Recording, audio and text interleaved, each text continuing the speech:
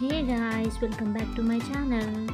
ఇవాళ ఏంటంటే జిగురుగా లేకుండా బెండకాయ వేపుడు ఎలా చేసుకోవాలో చూద్దామండి. సో దానికోసం ముందుగా లేడీస్ ఫింగర్ని కట్ చేసి పక్కన పెట్టుకోండి. ఇప్పుడు స్టవ్ పైన ప్యాన్ పెట్టేసి అందులో ఆయిల్ వేసి హీట్ అవ్వనివ్వండి.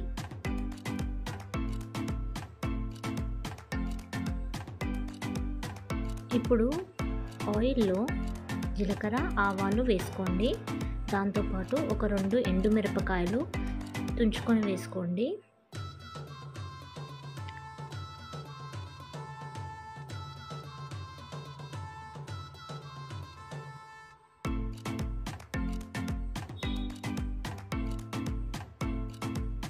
ఇప్పుడు ఇందులో శనగపప్పు మినపప్పు వేసుకోండి.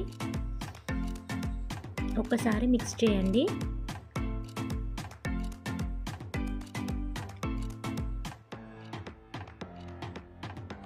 ఇప్పుడు ఇది కొంచెం ఫ్రై అయింది కదండి, బ్రౌన్గా అయింది కదా. సో ఇందులో మనం కరివేపాకు వేసుకుంటున్నాము. అది చిటుపటలాడిన తర్వాత 2 పచ్చిమిర్చి కూడా వేసుకుంటున్నాము. ఇప్పుడు ఒకసారి మిక్స్ చేసేసుకోండి. దాంతోపాటుగా మనము సన్నగా కట్ చేసి పెట్టుకున్న ఆనియన్ కూడా వేసుకోవాలి. సో ఆనియన్ కూడా వేసేసుకొని మరొకసారి కలుపుకోవాలి.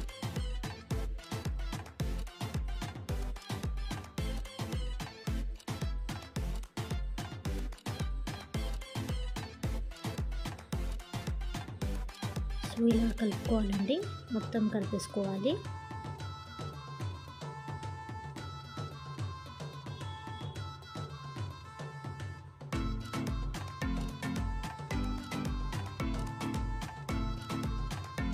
ఓకే అండి, ఇది ఫ్రై అయింది.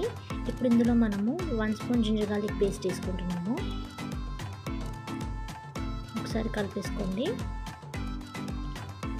ఇది కొంచెం పచ్చి వాసన పోయే వరకు వేపుకోవాలండి జింజర్ గార్లిక్ పేస్ట్.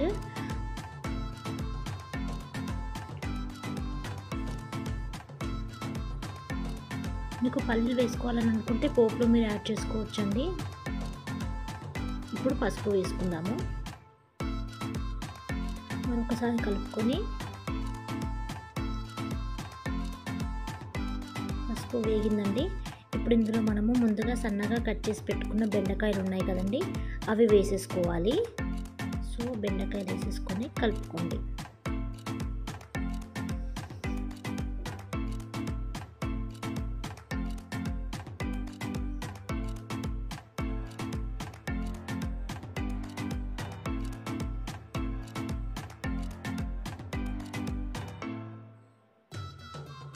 సో మొత్తం మిక్స్ అయ్యేలాగా ప్రాపర్గా కలిపేసుకోవాలండి. ఇలా కలుపుకున్నాక మూత పెట్టి కొంచెం సేపు ఫ్రై అవ్వనివ్వాలండి. ఒకసారి మూత తెచ్చి చూద్దాము. ఓకే, కొద్దిగా ఫ్రై అయిందండి. కొంచెం కలిపేసుకుందాం మరొకసారి. ఇలా మీరు కొంచెం ర్యాండమ్గా మిక్స్ చేసుకుంటూ ఉండాలి అప్పుడప్పుడు, ఎందుకంటే కింద అడగంటకుండా ఉంటుంది, మాడిపోకుండా ఉంటుంది కూర. సో అలా కలుపుకుంటూ ఫ్రై చేసుకోవాలి. ఇప్పుడు నేను కొంచెం సాల్ట్ యాడ్ చేసుకుంటున్నానండి. మీ టేస్ట్కి తగినట్టు సాల్ట్ వేసుకోండి. వేసుకొని ఒకసారి కలుపుకోండి.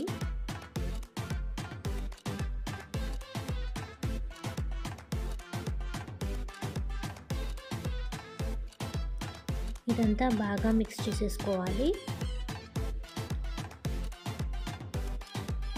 ఇది మరి కాసేపు వేగనిచ్చానండి. వేగనిచ్చిన తర్వాత మనకి ఇలా వచ్చింది. ఇప్పుడు మరొకసారి కలుపుకోవాలి. కారం మనం ముందుగా వేస్తే కారం మాడిపోతుందండి. సో ముందుగా వేయొద్దు.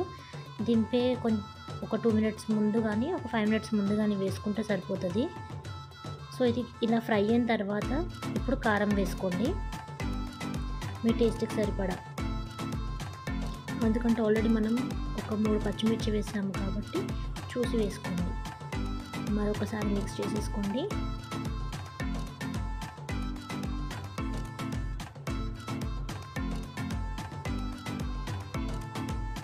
చూసారు కదండి, నేను కుక్ చేసినప్పటి నుంచి ఇప్పటి వరకు మీకు ఎక్కడ కూడా జిగురు కనిపించలేదు.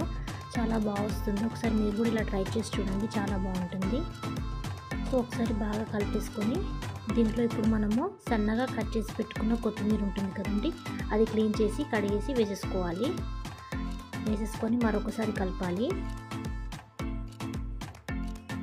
ఓకే, ఇది ఫ్రై అయిపోయిందండి.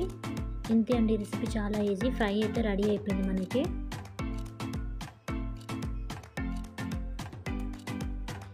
సైడ్ డిష్గా కూడా తినొచ్చు, మెయిన్ డిష్గా కూడా తినొచ్చు, చాలా బాగుంటుంది.